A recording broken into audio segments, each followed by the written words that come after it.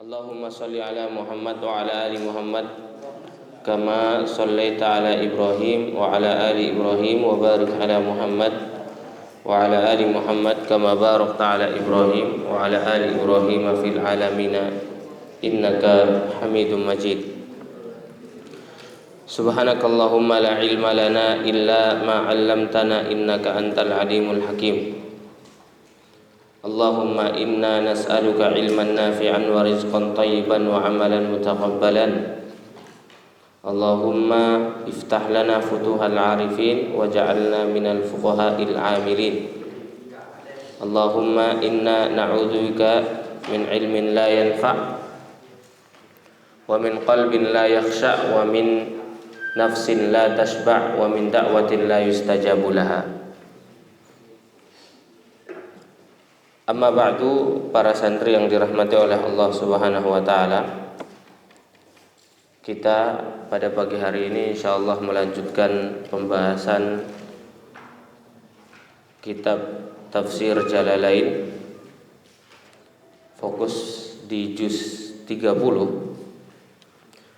Kemarin baru sampai ayat surat An-Naba ayat yang ke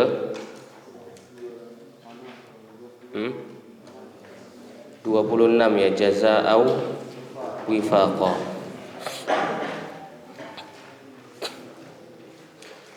Sesungguhnya apa yang kita lakukan di dunia ini, maka begitu pula yang akan kita dapatkan di akhirat. Hal jazaa'ul ihsanu illal hal jazaa'ul ihsani illal ihsan. Jika baik yang diperbuat, maka baik pula yang akan dia dapatkan. Kalau bahasa kaidahnya, al jazaa'u min jinsil amal. Al jazaa'u min jinsin amal. Jadi ganjaran yang didapatkan oleh seseorang itu sesuai dengan apa yang dia usahakan. Inilah makna firman Allah Subhanahu wa taala dalam surat An-Naba ayat 26 ini. Allah berfirman, jazaa'u wifaqa. Dari ayat ini Allah ingin menjelaskan kepada kita orang-orang yang beriman dan menolak tuduhan orang-orang kafir di sana itu yang mengatakan bahwasanya itu Allah tak adil. Ya. Mereka katakan Allah itu tidak adil. Kita diciptakan lalu kemudian disiksa. Allah tidak hikmah, kata dia. Nah, Allah balas dengan ayat ini, jazaa'u wifaqa. Wahai orang-orang yang tak mau beriman kepada Allah, tidak mau tunduk, maka jazaa'u wifaqa. Setelah Allah menceritakan tentang betapa beratnya siksa dan kondisi hari kiamat, belum lagi Allah hanya sedikit memberikan lamhah. Apa itu lamhah? Kilasan tentang siksa api neraka, sedikit saja. Tapi kalau yang sedikit ini difikirkan tentu sangat berat. Bayangkan saja orang tidak bisa minum kecuali dari nanah. Ya. Orang tidak bisa makan, tidak bisa merasakan dingin. Ya, la yazuquna fiha bardaw wala syaraba, yang dimana bardan ini artinya tidur. Mereka tak bisa tidur karena tidur itu fungsinya untuk menenangkan, sebagaimana yang difirmankan oleh Allah Subhanahu wa taala di ayat sebelumnya, wa ja'alna naumakum subata. Nah, di neraka itu tak akan didapatkan. Mungkin sebagian mereka menganggap wah ini tidak adil, Allah kok siksanya sangat berat. Maka Allah sebutkan jazaa'u wifaqa, ini ganjaran yang setimpal. Oleh karena itu di dalam tafsir Al-Jalalain muallif mengatakan ketika menafsirkan kata jazaa'u wifaqa, mereka katakan jazaa'u wifaqa muwafiqan li amalihim, sesuai dengan amal perbuatannya. Fala dzamba. Karena kenapa? Kalau kita memperhatikan tentang azab neraka, maka tentu tidak ada azab yang lebih berat daripada azab neraka. Betul apa enggak? Iya. Begitu pula dengan amalan yang diperbuat oleh manusia. Amalan yang terburuk adalah amalan yang kekufuran, amalan kafir, amalan ingkar kepada Allah Subhanahu wa taala. Maka ketika manusia ini melakukan amalan yang paling buruk, tentu ganjarannya adalah ganjaran yang paling buruk. Ketika amalan yang dia lakukan adalah amalan yang paling baik, maka tentu ganjarannya yang akan didapatkan adalah ganjaran yang paling baik. Ini makna jazaa'u wifaqa. Perhatikan, ini justru sebagai bentuk bijaksananya Allah Subhanahu wa taala. Karena kenapa? Kemarin sudah kita sampaikan, orang yang kafir itu akan mendapatkan azab sesuai dengan buruknya amalan mereka. Dan Allah tak akan pernah menambah azab yang lebih buruk daripada amal mereka. Artinya mereka yang melakukan dosa, maka hukumannya ya sesuai dengan dosa yang dia lakukan. Tidak mungkin Allah lebihkan azab yang diberikan kepada orang-orang kafir itu melebihi dosanya, tidak mungkin. Oleh karena itu jazaa'u wifaqa. Tapi ketika Allah berfirman tentang pembalasan bagi mereka yang sudah berbuat baik, Allah tak katakan jazaa'u wifaqa. Ini disebutkan setelah menjelaskan tentang azab. Ya. Itu artinya orang yang berbuat baik, maka di situ ada potensi tambahan nikmat dari Allah Subhanahu wa taala. Ini kan luar biasa. Ya. Allah Maha baik. Yang berdosa maka hukumannya sesuai dengan dosanya, sedangkan yang berbuat baik Allah akan tambahkan. Karena perbuatan baik kita ini selalu kita tekankan bahwasanya amalan-amalan soleh yang kita buat di dunia ini itu tidak cukup, tidak pas kalau hanya dipersembahkan untuk Allah, tidak pas. Allah itu maha baik, Allah itu maha terpuji, maha agung. Salat kita yang kita persembahkan untuk Allah, khusyuknya berapa persen? Dari satu salat kira-kira berapa persen kita bisa khusyuk dalam salat kita itu? Apa layak Allah kita kasih salat kita yang seperti itu kualitasnya? Ya tidak layak. Puasa kita yang kadang-kadang mengeluh, layakkah kita persembahkan untuk Allah yang maha agung? Tentu tidak. Sujud kita yang seharusnya sujud itu adalah posisi terdekat antara hamba dengan Tuhannya, tapi di dalam sujud terkadang ngantuk. Layak apa enggak sujud yang bercampur dengan rasa kantuk itu? Ya enggak mungkin layak. Salat kita yang hanya 5 kali sehari, tapi dengan maha kasih sayangnya Allah, maha baiknya Allah Subhanahu wa taala, berbicara tentang azab maka jazaa'u wifaqa. Tapi kalau berbicara tentang nikmat, oh ini luar biasa. Ya, Allah akan lebihkan nikmat-nikmat tersebut. Ya, tentu dengan keluasan rahmatnya Allah Subhanahu wa taala. Thayyib. Kemudian fala dzamba a'zamu minal kufri, karena tidak adanya dosa yang lebih berat daripada kekufuran, maka ganjarannya tentu wala azaba a'zam minan nar. Tidak ada azab yang lebih berat daripada azab api neraka. Kemudian Allah sebutkan kenapa mereka layak mendapatkan api neraka. Selain kekufuran mereka yang tidak mau mengimani hari kiamat, hari pembalasan, tak mau mengimani tentang keilahiyatnya Allah Subhanahu wa taala, ketuhanannya Allah Subhanahu wa taala, Allah tambahkan sebabnya. Di dalam ayat selanjutnya 27 Allah berfirman, innahum kanu la yarjuna hisaba. Artinya apa? Coba dibaca. Innahum kanu la yarjuna hisaba.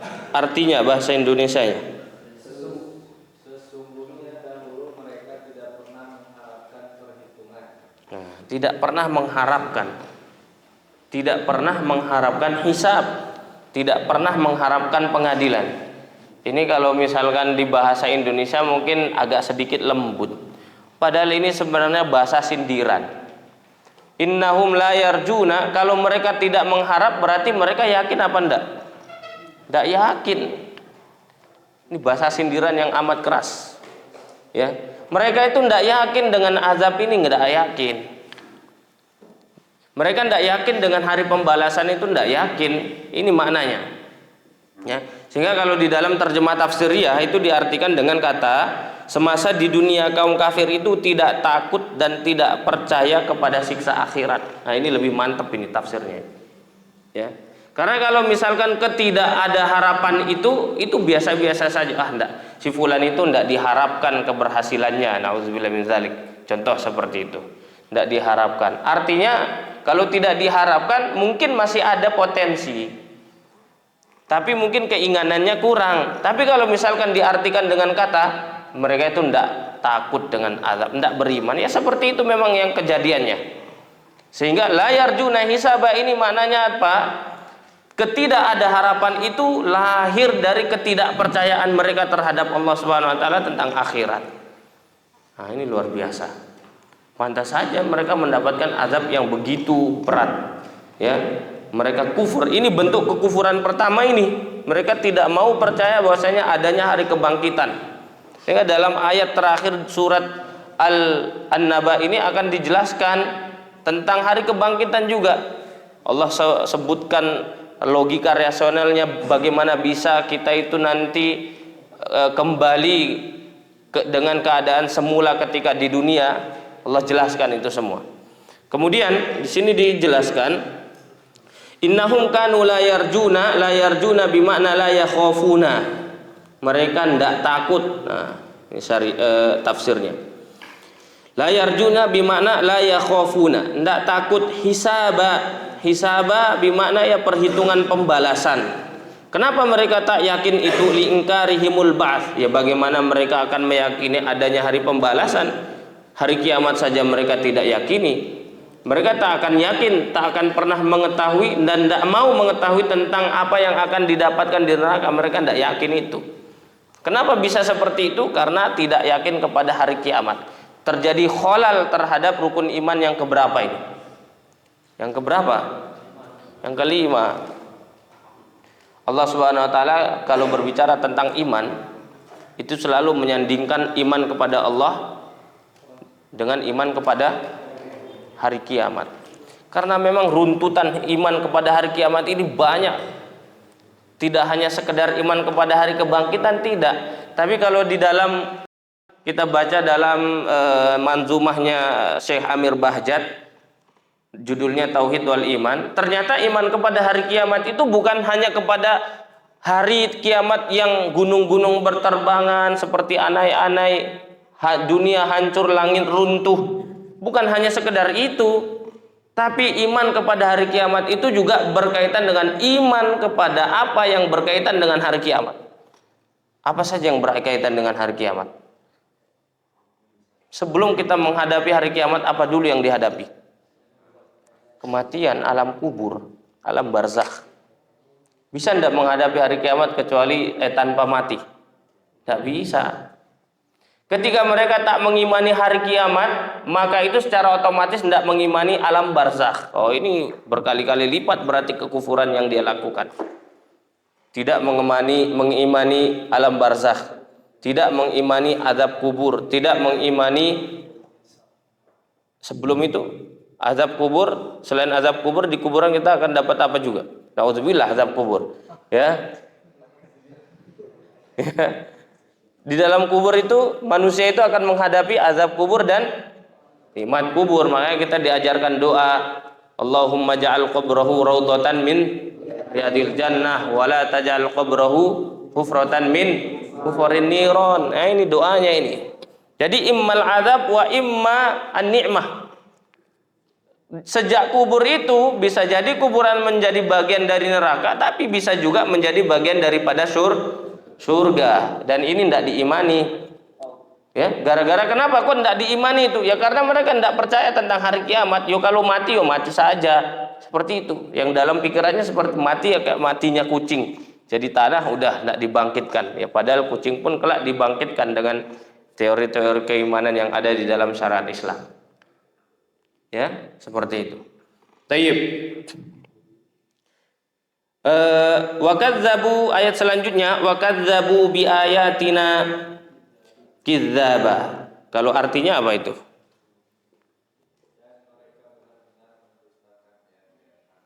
Kalau dikatakan mendustakan itu ada dua versi sebenarnya. Mendustakan imma dia tidak mempercayai, itu satu.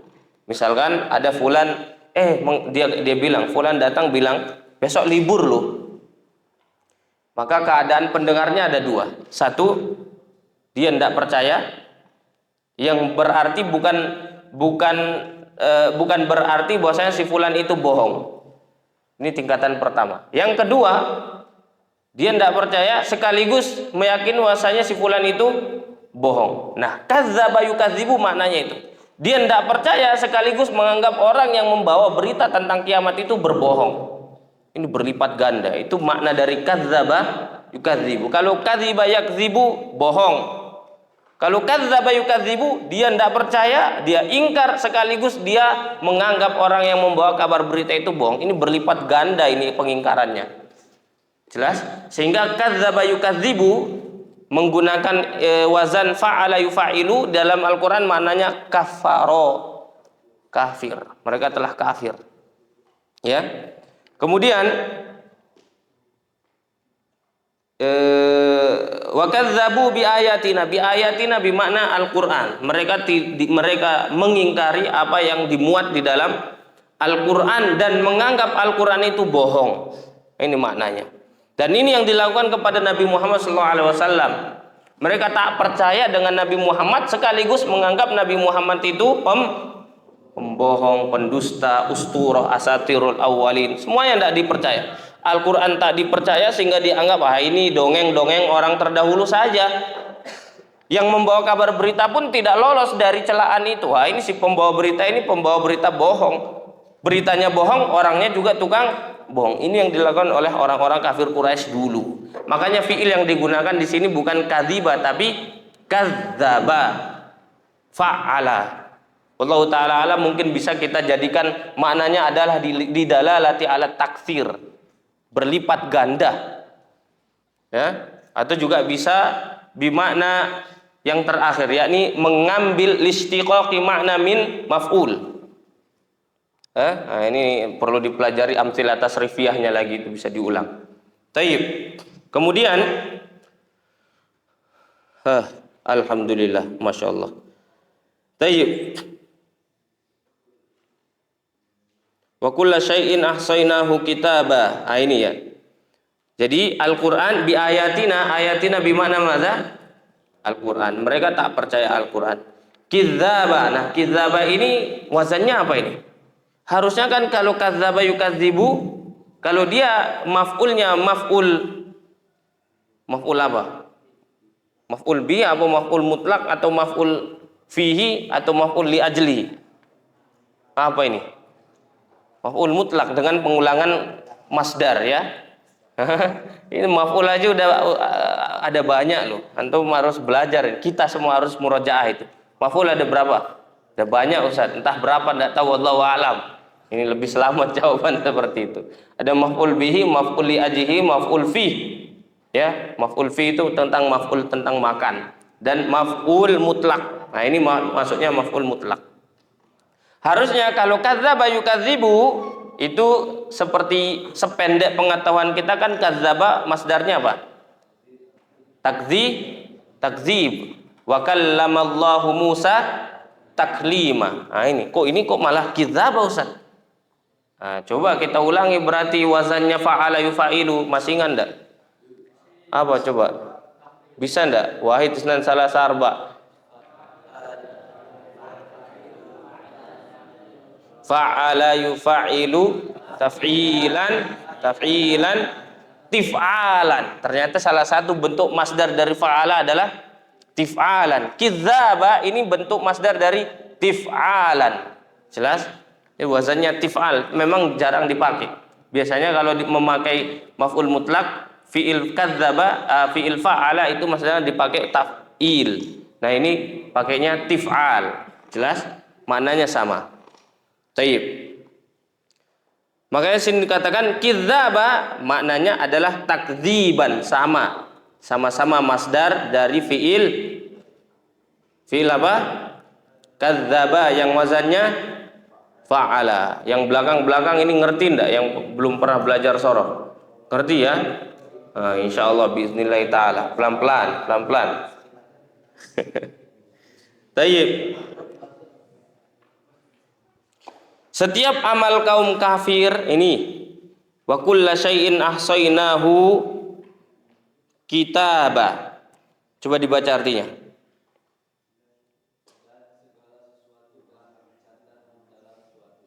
Nah, wa kulla syai'in ahsainahu, wa kulla syai'in ahsainahu kitaba. Wa kulla syai'in itu maf'ulun bihi, maf'ul muqaddam, didahulukan. Ahsainahu, hunya kembali ke wa kulla syai'in. Ahsa yuhsi bimakna hasaba, hasiba, yahsibu, atau adda, ya'uddu, menghitung. Setiap perkara sudah kami tentukan, dicatat, dihitung. Siapa yang menghitung? Allah Subhanahu wa taala apa Raqib dan Atid? Allah yang catat, tapi diperintahkan kepada Raqib dan Atid. Taib. Kita baca wa kulla syai'in bimakna wa kulla syai'in minal a'mal. Semua amal perbuatan. Nah, berarti memang semua perkara ini tercatat di Lauhul Mahfuz. Kapan jatuhnya daun si fulan, kapan meninggal, kapan lahir, rizkinya berapa banyak, itu semuanya sudah terhitung di Lauhul Mahfuz. Tapi ayat ini sedang berbicara, bukan berbicara tentang takdir, tapi berbicara tentang amalan manusia, ya. Sehingga maknanya bukan seumum itu, tapi wa kulla syai'in bimakna wa kulla syai'in minal a'mal. Setiap amalan-amalan yang diperbuat oleh anak cucu Adam, ya, ahsainahu bimakna dhabatnahu, sudah kami bukukan, ya, sebundel-sebundel. Wallahu taala alam bagaimana itu bentuknya, ya. Artinya ini harus diimani. Catatan itu sudah ada di sisi Allah Subhanahu wa taala. Tayyib. Kemudian ahsainahu kitaban. Kitaban ay kutuban. Kitab itu bermakna syai' majmu'un, sesuatu yang dikumpulkan. Itu kata bayak tubuh bermakna jama'a yajma'u. Kenapa kitab ini dinamakan kitab? Karena dia mengumpulkan huruf-huruf menjadi kata-kata, menjadi kalimat-kalimat, menjadi ibarat. Sehingga dinamakanlah kitab ini sebagai kitab. Kata bayak tubuh itu artinya istama'a atau jama'a, mengumpulkan. Nah, di sini kitaban terkumpul dalam satu kitab. Catatan-catatan itu terkumpul dalam satu kitab. Di mana tersimpannya? Fil lauhil mahfuz linujazi alaihi, untuk nantinya diberikan ganjaran yang setimpal. Wa min dzalika, termasuk ganjaran yang setimpal adalah dikarenakan takdzibuhum bil Quran, lantaran mereka mengingkari Al-Quran. Fadzuqu ini artinya fayuqalu lahum fil akhirah, kelak akan dikatakan kepada mereka di akhirat, inda wuqu'il azab, ketika mereka sedang menerima azab, zuqu jazaakum, rasakan tuh ganjarannya, rasain lo. Nah, seperti itu kira-kira terjemahan bebasnya, seperti itu, ya. Taib. Sebagaimana di dalam surat Al-Mutaffifin, dulu mereka menertawakan kaum muslimin di dunia, kelak di akhirat siapa yang menertawakan? Orang-orang yang sudah masuk surga. Rasain lo di neraka kan. Nah, sekarang mereka yang katakan rasain lo, jangan beriman, susah, rasain lo, makanya ikut bank konvensional aja, beriba, banyak untungnya, rasain lo, miskin. Nah, sekarang di dunia, besok di akhirat, siapa yang mau menertawakan mereka? Ya kita lah, mau masuk surga apa enggak? Mau, makanya, ya. Baik.